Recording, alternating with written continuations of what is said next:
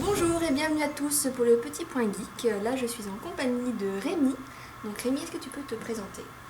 Oui, bien sûr. Alors, je suis artiste numérique depuis 10 ans.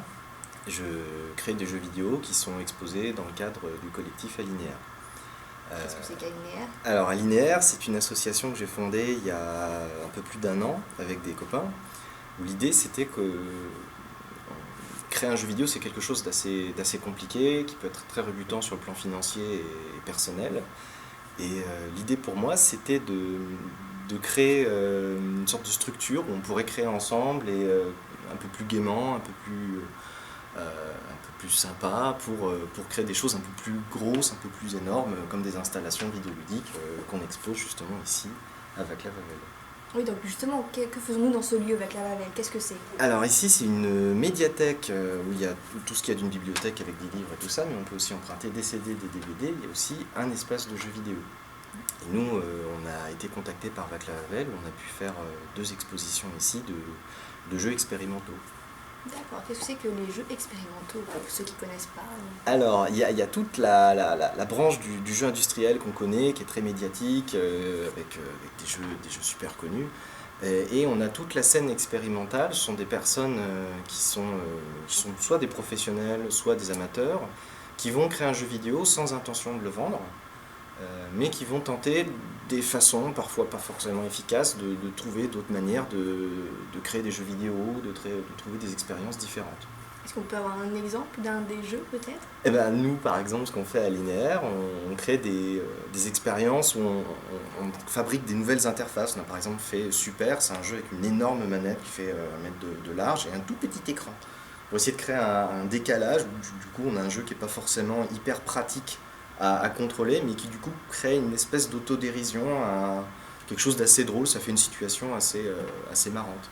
On a toute une scène en Allemagne, notamment avec le festival Amaze, où il y a des personnes qui vont créer des interfaces avec des diodes, ou trouver des capteurs, enfin faire des jeux avec l'odeur, trouver des nouvelles sensorialités, une nouvelle manière d'utiliser son corps pour interagir, pour jouer. J'ai vu aussi Duck Kitty, où c'est justement avec le toucher, c'est ça? Ouais, c'est ça. En fait, c'est un jeu qu'on a beaucoup présenté qui oppose des canards à des petits chats. C'est vraiment un cadre très enfantin et du coup qui plaît énormément aux enfants. Coin contre Mignon. Voilà. Et l'idée, c'est qu'en fait, on va avoir un bonbon qui va apparaître et la première équipe qui voit le bonbon doit toucher leur partenaire. Alors nous, on a un dispositif, on pose notre main quelque part et si moi je te touche la peau, ça fait coin. Et l'autre équipe, ça fait miaou. D'accord. C'est un petit cadre très rigolo, très sympa. Du coup, ça plaît énormément aux tout jeunes, mais il y a un petit challenge au niveau de la rapidité et de l'observation. Du réflexe aussi. Voilà, complètement du réflexe. Du coup, ça marche aussi très très bien avec les adultes. En soirée, c'est génial. Et le fait de se toucher la peau, ça crée un contact, ça met à l'aise tout de suite. Du coup, les joueurs sont tout de suite réceptifs à l'idée de se lâcher et de se faire plaisir. Parce que j'ai vu, on peut jouer à 2, mais on peut jouer aussi, j'ai vu, vous êtes je sais pas, plusieurs personnes, Ouais. à la suite où il faut vraiment se toucher en direct, quoi. Ouais, c'est ça. En fait, on utilise un dispositif qui s'appelle le Maki Maki. C'est une petite carte électronique qui va prendre en compte tout ce qui est conducteur d'électricité pour changer ça en appui de clavier. Du coup, l'idée, c'est que si on fait une chaîne humaine, ben, le courant il va passer entre chaque personne jusqu'à l'autre bout et il va transformer ça en une touche de clavier. C'est quand même fort. C'est quand même fort. Et l'avantage en plus avec cette petite carte, c'est que tu peux faire de la musique avec des carottes, des bananes, tout ce qui est conducteur. Une bassine d'eau aussi, ça marche. D'accord, très expérimental quand même. Ouais. C'est bien. Et j'ai vu aussi que vous avez eu des prix. Est-ce que vous pouvez nous en dire un peu plus dessus? Alors, c'était au Maker Faire. On a notre 2e expo qui avait eu lieu au 104 l'année d'avant. On a exposé Super et Coin contre Minou. On a eu Kitty. Voilà, des Kitty maintenant, voilà, qui a eu 3 prix du mérite sur 5, je crois. Donc, ça a eu son petit succès. Ouais, c'est pas mal. Bien. Et dans l'avenir, où est-ce qu'on peut vous retrouver? Parce que là, j'aurais bien aimé tester, mais on peut pas, il n'y a rien ici, on peut pas tester, il y a pas. Sur des expositions, c'est à un moment donné, ils installent et après ils désinstallent. Donc, prochaine installation, prochaine exposition, où est-ce qu'on peut vous voir, vous trouver, où est-ce qu'on peut venir jouer avec vous? Eh bien, il va falloir prévoir les billets d'avion parce que ça sera en Autriche. Ah. Nous exposons à Ars Electronica, qui est un gros salon d'art électronique et numérique du coup, qui a lieu en Autriche, à Linz. D'accord, parce que vous avez, en France, là, depuis le début de l'année, vous avez déjà fait plusieurs quand même. Ouais, alors on revient régulièrement avec la Wawel. Ça nous est arrivé d'exposer aussi à Louise Michel, on aimerait bien exposer là-bas. Sinon, on est souvent plus ou moins en train de traîner à Visage du Monde, à Cergy. Très récemment, justement, la semaine dernière, on a exposé notre résidence d'artiste à Visage du Monde. On a dû créer un jeu vidéo sur le thème des data, en utilisant leur grande table tactile. On a fait un jeu à base de petits pixels qu'on agglomère au centre de l'écran, qui crée progressivement une planète, et qui explose. Et à Linéaire, vous êtes combien à peu près, du coup ? Nous sommes 9. 9. On est 9, oui, mais nous ne travaillons pas tout le temps ensemble. L'idée d'Alinéaire, c'est de... Chacun fait un peu ses projets et on peut se mettre ensemble comme on veut un peu. Nous, c'est plus une structure pour garder un contact entre nous, pour avoir aussi un... Enfin, tout simplement aussi d'un point de vue financier, en fait. Ça nous aide à structurer notre association.